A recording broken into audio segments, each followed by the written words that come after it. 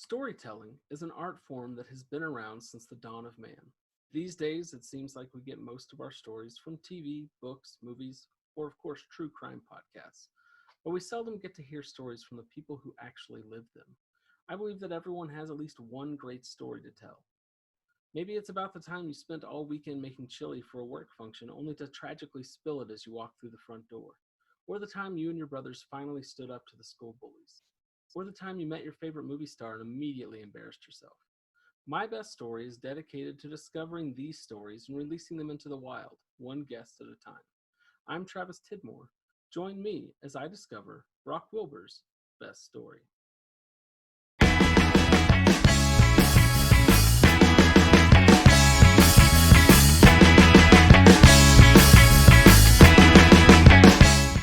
So what's your backstory?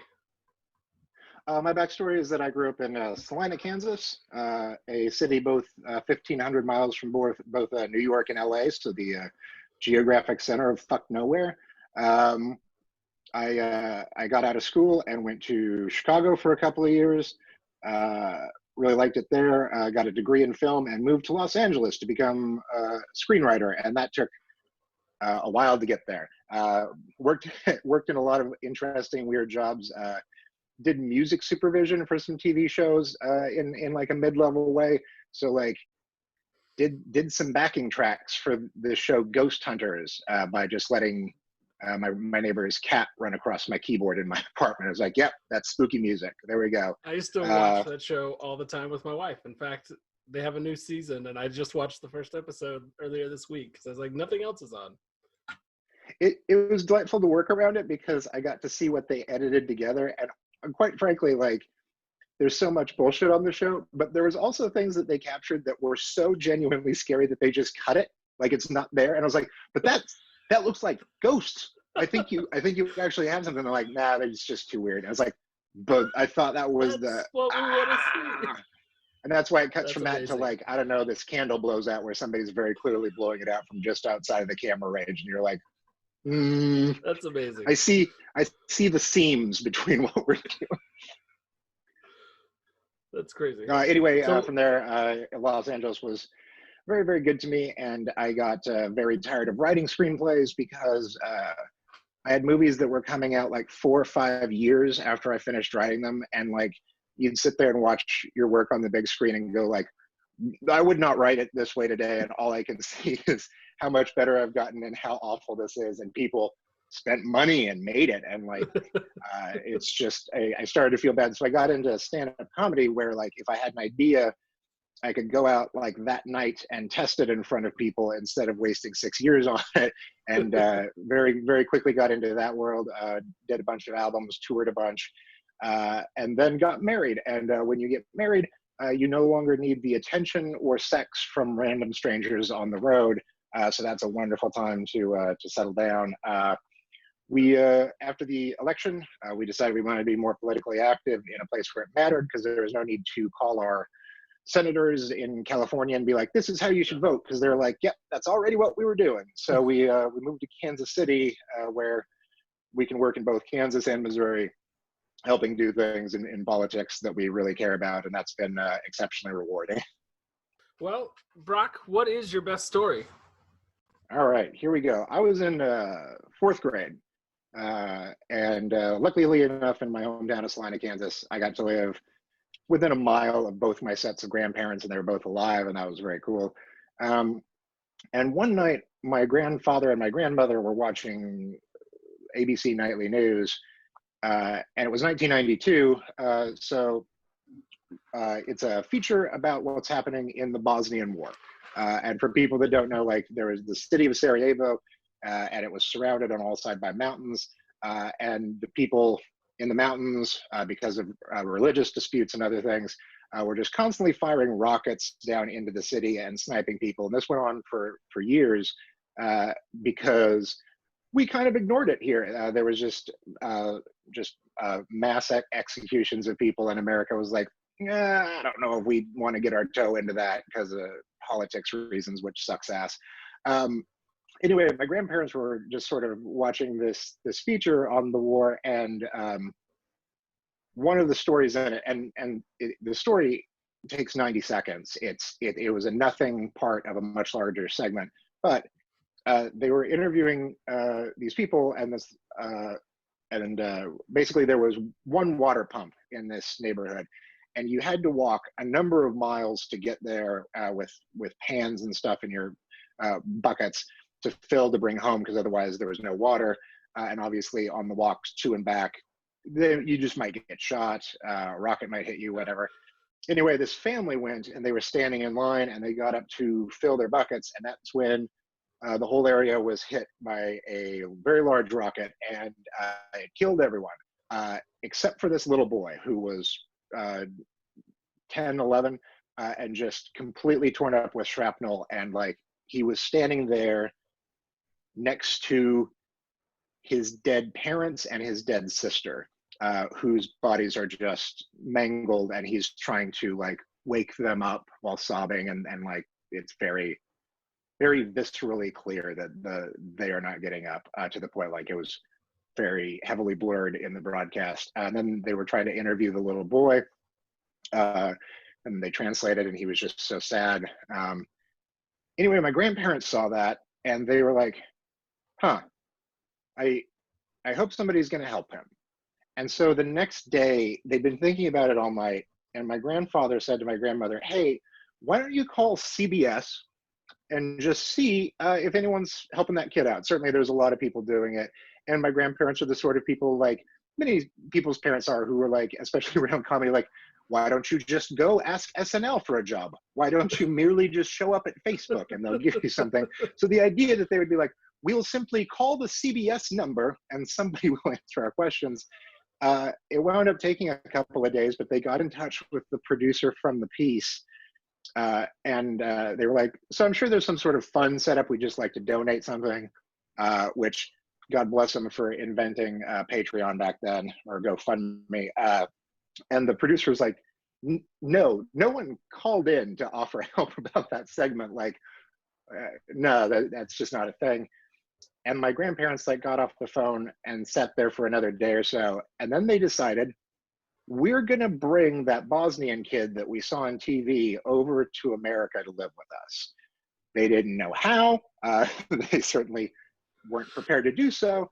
My grandfather had just had a heart attack, like a 6 bypass heart attack, like a few months previous. So him even being alive was a miracle. And my grandmother has had crippling arthritis since she was basically a teenager. She cannot move. She can kind of move an arm, but like, she sits in a chair all day. And so they entered into a year-long process where my grandmother would sit there all day, every day, and she would just call people. Because what else did she have to do? Like, what she'd previously done before that was just to like call family members all the time and be like, here's what everyone else is doing. So now she started calling like the UN and representatives in various places, and like talking to a consulate in Italy, and just trying to figure out all these things for a kid that like, they didn't even know his name for like months of this. They were like, we would just like to help get him out. And so after like a year of this, and through the help of like senators and governors and stuff, they finally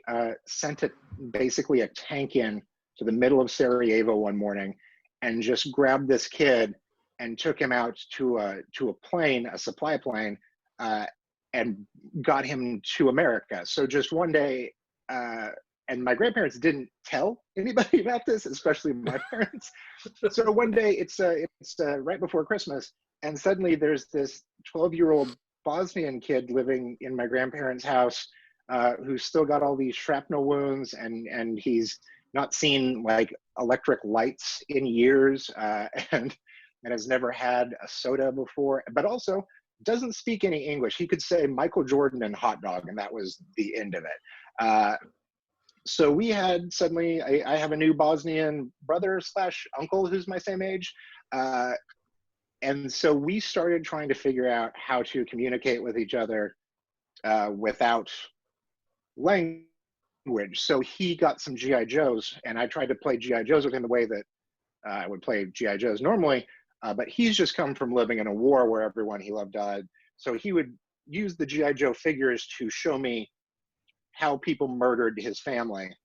which is not a great GI Joe fun time. And at No. Christmas, he did not understand Christmas, so when we got him like a Game Gear with Sonic on it, uh, he thought that the custom was that whatever gift you got, you had to get like a better gift for the person in return, and obviously he had no money. So he was just sort of crying because like he got a million gifts and he was just like, I don't know what to do with this.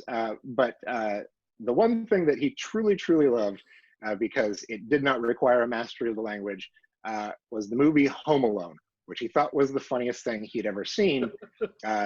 Joe Pesci getting hit in the face just repeatedly with paint cans. You love to see it. Very, just like Lethal Weapon. You don't need language for that. Yeah.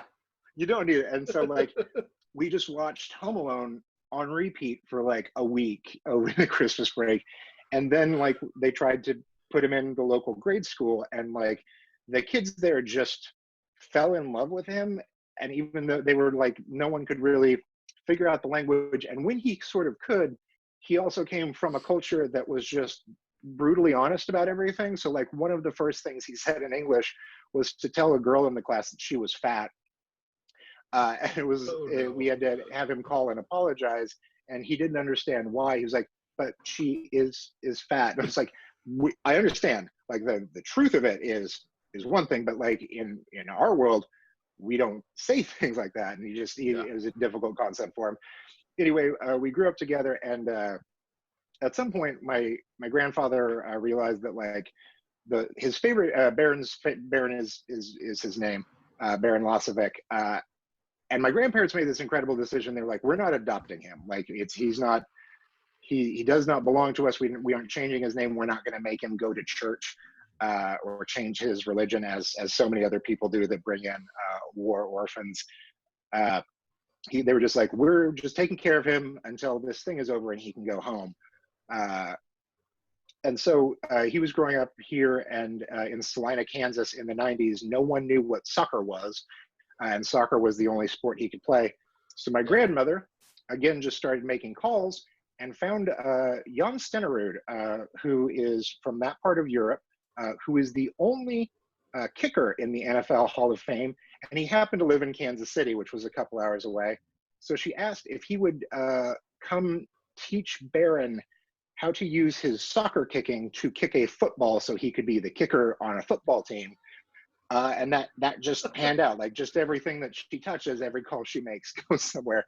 So Baron became very adept at kicking the football in a way that no one in Kansas is good at kicking a football, because no one was raised with that kind of soccer. And he led his high school team to a state championship, and then went on to be the kicker for Purdue, and then almost went pro. He's just in this forever part of our life. And it's so weird to me today that my grandparents just looked at that and they're like, I don't know, we should spend a year roping the UN and Bob Dole and all these people into sneaking a kid out of a war zone. And the incredible part is that later, basically after he showed up, we found out that his sister had actually survived. So my grandparents brought her over too a couple years later. And then they found out that he had two cousins who were in danger of being killed in a much more specific ticking clock situation. So my grandma made the calls again, and we got these two twin cousins of his over there too. So for a while, my grandparents were just running this little Bosnian collective around their house. Again, a guy with a heart attack and a woman that can't move. And so my parents were initially very upset when they discovered, because they were like, hey, what are you doing? And also like, if you die, then that just means we have a Bosnian kid with like war issues and who knows what other emotional problems, who doesn't speak our language. And like, what is anyone supposed to do here? Was this even the responsible choice? And by the time they met him at Christmas, like he was just a member of the family. So that is awesome. That is a story of me and my brother cousin Baron. That is fantastic. Good. Just the initiative it takes to see something like that on TV and be like, I'm calling as whoever it takes, and we're gonna bring this kid over. That's crazy to me. And so that's it really awesome. requires a level of like not understanding how anything works in order to even get started. Like if it were me, I would simply call CBS and they'll handle this. It's just like, Yeah. sure, just plowed into every situation. And my grandma had nothing but time. So, Yeah. and she's still around. So she's doing fine with the quarantine right now because nothing has changed. So where is Baron at now? He bounces all over the place. He's currently out of San Antonio, Texas, but he comes home Okay. almost every weekend to Kansas because he's a lunatic. He talks and laughs and has a general Joe Pesci vibe about him to this day. He has a giant laugh that his entire body goes into, and it never stops. And it wasn't until recently that I was like, oh, I think that that introduction of Home Alone all those years ago was what made him what he is. So That's fantastic. That's really funny. yeah. And his sister and cousins, are they doing well? Do you know where they're at? She's in Austin. She's a very successful businesswoman.